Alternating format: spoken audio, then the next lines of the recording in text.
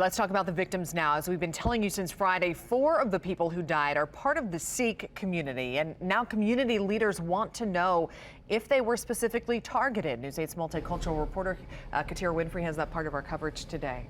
Well, Brooke, the Sikh Political Action Committee says it's forming a task force. They say immigrants often work in warehouse jobs like FedEx because the language barrier isn't as big of a hurdle. But with concerns about crimes against immigrants growing, companies need to rethink security.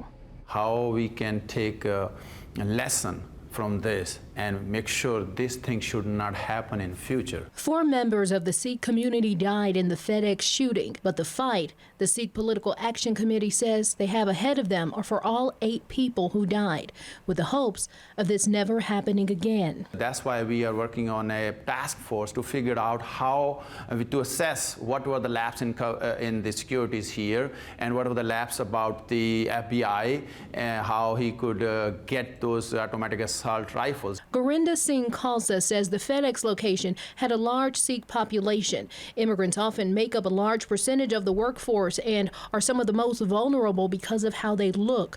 But he says despite recommendations prior to the shooting for added security measures, none were taken. He says the community wants answers for that. We were thinking that these kind of places are very safe and secure, but this is a wake-up call for not only for FedEx, but every warehousing facilities in Indiana and across the U.S. that they need to reassess their securities for their employees. But he says the questions aren't just for FedEx. He says it's past time for government leaders to firmly address mental health and gun control. We need to also pressure on the local, state, and federal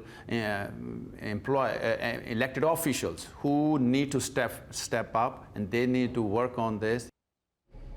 And I've reached out to FedEx to ask if they have any knowledge that the shooter had animosity toward anyone in the facility and to see if they'd been approached about implementing better security measures in the past. I am still waiting to hear back. Reporting in the studio, I'm Wish TV News 8's multicultural reporter, Katira Winfrey.